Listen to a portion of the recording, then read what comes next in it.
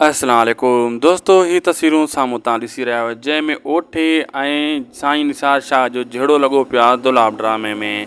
ऐं दुलाब ड्रामे में ॿई हिक ॿिए जो दुश्मन किरदारु अदा करे रहिया आहिनि, साईं निसार शाह ऐं उम्मीद अली कलवड़। ऐं साईं निसार शाह ॿी भर जो माण्हू आहे, वॾेरो आहे, ऐं ओठो ॿी तरफ़ जो।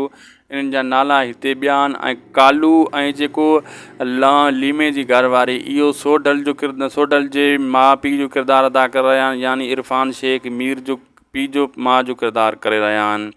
ऐं इन में दोस्तों काफ़ी बहितरीनु अदाकार आहिनि ऐं सुठी शूटिंग हाई लेवल ते पहिरें स्पेल जी हली रही आहे। शूटिंग में वट पाजा लॻी पिया आहे, जंहिंमें सभई अदाकार पंहिंजी अदाकारी जा जौहर मीरपुर माथेली जी सुठी ख़ूबसूरत लोकेशननि ते ॾेखारे रहिया आहिनि।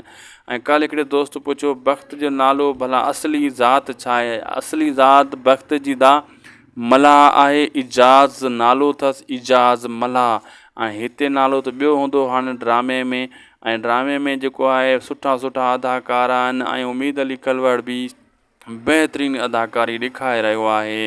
ऐं काफ़ी दोस्त आहिनि ऐं हीअ जेका अदाकारी करे रहिया आहिनि पंहिंजी अदाकारी जा दुलाब ड्रामे में जोहर ॾेखारे रहिया आहिनि। हीअ ड्रामा रिव्यू जेको दोस्तों असां करे रहिया आहियूं त दुलाब ड्रामे जो करे रहिया आहियूं, इहो पहिरें स्पेल जी धमाके सां शूटिंग हली रही आहे। तमामु जल्द पहिरियों स्पेल मुकमिल थी वेंदो ऐं तव्हांजे आॾो टीज़र इन्हनि जा अचणु शुरू थी वेंदा। लाइक कंदा, शेयर कंदा।